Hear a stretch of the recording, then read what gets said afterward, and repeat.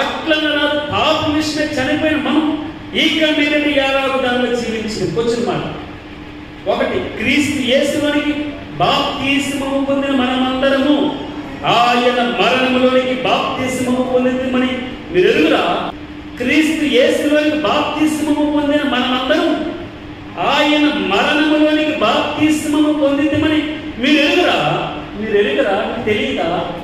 క్రీస్తు యేసులోనికి బాప్తిస్మము పొందిన మనమందరం ఆయన మరణములోనికి బాప్తిస్మము పొందిందని.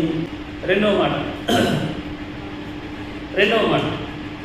కాబట్టి తండ్రి మహిమ వలన క్రీస్తు మృతుల్లో నుండి ఎలాగో లేపబడను, అలాగే మనము నూతన జీవము పొందిన వారిని నడుచుకున్నట్లు మనము బాప్తిస్మము వలన మరణములో పాల్గొనుటకే ఆయనతో కూడా పాతి పెట్టబడుతుంది.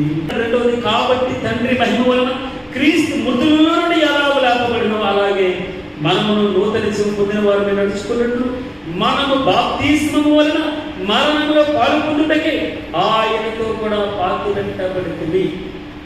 మరియు ఆయన మరణం యొక్క సాదృశ్యమందు ఆయనకు ఐక్యము గలవారి ఎడల, అంటే ఆయనతో లీనమైపోవాలి, అనేకమైపోయి కలిసిపోతే అన్నాడు భగవంతుడు.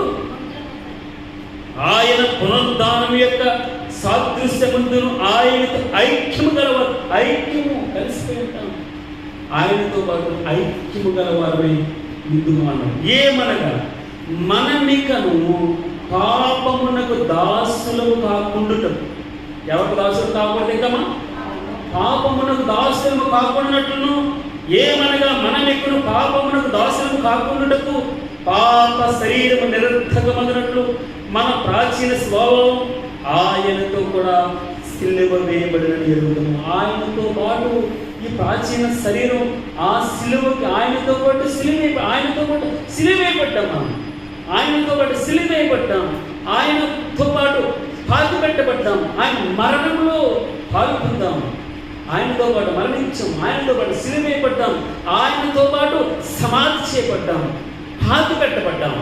తర్వాత అన్నాడు, మనము క్రీస్తుతో కూడా చనిపోయిన ఎడల మృతులలో నుండి లేచిన క్రీస్తు ఇకను చనిపోడని, ఆ మరణమునకు ఇకను ఆయన మీద ప్రభుత్వం లేదని ఎరిగి ఆయనతో కూడా జీవించడమని నమ్ముచున్నాము. ఇదిగో శరీరమును అనుసరింపక ఆత్మను అనుసరించి నడుచుకుని మన యందు ధర్మశాస్త్ర సంబంధమైన నీతి విధి అనగా నెరవేర్చబడవలనని పాప పరిహార నిమిత్తం దేవుడు తన సొంత కుమారుని పాప శరీరాకారంతో